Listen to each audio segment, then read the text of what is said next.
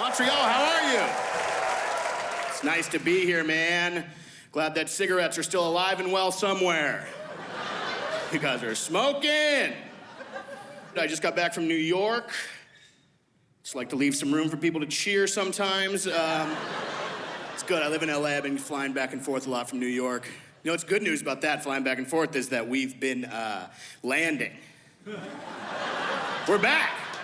Planes are landing again, isn't that nice? Got hot there for a second, dude. Every time you open your phone, they were like, plane crash. You're like, oh, okay. Whoa, I've been taking Spirit too. It, live a little bit, you know? Why not, dude? Live a little bit, who cares? It's nice. I didn't know that was possible. LA to New York on Spirit. Not like I didn't know that flight was available. I just didn't know technology had taken us that far into the future. You know? First time, I almost wanted to pull the pilot aside and be like, hey, dude, you could set this bitch down in Kansas City, let it cool off, we'll get back on the road in no time. There is no one to impress. Good, dude. It's nice, though, dude. Spirit's reliable. It's the only American major airline that's never had a crash. Yeah, now who's too good, huh? Look at us. It's reliable, dude. It's up there, pilot's up there, no power steering, in a lawn chair, just... It's like the 88 Honda of the sky, dude. It gets you where you need to go. It's cool, though, dude. You shouldn't be afraid to fly Spirit, not of the crashing part. The only thing that should scare you is the idea of you having a medical emergency on the flight. Because, no one's coming, you know? They're gonna ask, with a straight face, they're gonna go, is there a doctor on board? And if anybody says yes, you better be with it enough to be like, don't touch me. I know you're a chiropractor, you better get your hands off me right now. Get the hell back to 151F where you belong. What is cracking my back gonna do in this situation? I love New York, man, it's very fun. It makes me laugh every time that I'm on the subway there and they still have signs that say, see something, say something. Remember that? That was big. After 9/11, they were like, it's all of us, you know? I just feel like it's outdated language from a better time where you weren't really seeing as much, you know? Because I'll tell you this, I live in West Hollywood, California. And I love it, I truly love living there. But also, in 2025, in the gayest neighborhood in America, as far as see something, say something goes, I'm seeing shit. And a lot of it is worth saying something, it really is. And if I had to say something every time I saw something, I don't think I'd get a lot of other stuff done, you know? I do, man. I live in West Hollywood. I live in a part of West Hollywood, California called Boytown. And if you don't know what that is, it is whatever you're thinking right now. That's exactly what it is. And it's great. I'm a straight guy, but I like to get out there and mix it up with my boys, you know? It's fun. I grew up around a lot of gay people, mostly lesbians. If you can't tell by how I look, dress, talk, and act. I'm talking real lesbians, too. Softball. I know multiple people who are in the Hall of Fame for softball, you know? I'm talking real deal, not like I'm confused and I like the Deftones, kind of, you know? Dude, I hate when people talk badly about lesbians. It makes me crazy. They're the leader of, like, the whole thing, you know? They're the L. In the Jibbatidid, you know, the whole thing.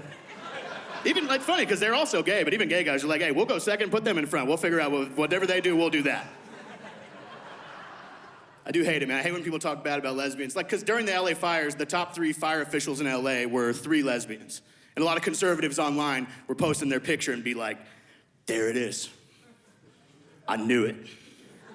The fire's happening because y'all are gay. I knew it. It's crazy, man. If you're talking badly about lesbian firefighters, that means you don't want there to be female firefighters. Because I don't know about you, but if I was getting saved in a fire, I'd be very happy if the woman who was saving me kicked the door in half and was like, I'm dead, it's time to go! Come on! Puts you on your shoulder, has a bandolier of softballs that she's throwing through the doors on the way out. That would make me happy, man. I do live in Los Angeles. I'm in the entertainment industry, if you can't tell. Never went to a Diddy party. Was also never invited, but that's besides the point, I feel like. I don't know, I'm kind of glad I didn't. It wouldn't have been fun for a regular person to be at that party. Would have felt like a middle school dance where you're against the wall being like, nobody wants to freak off with me. I think the unsung heroes of the entire Diddy situation are the people that had to count all his stuff.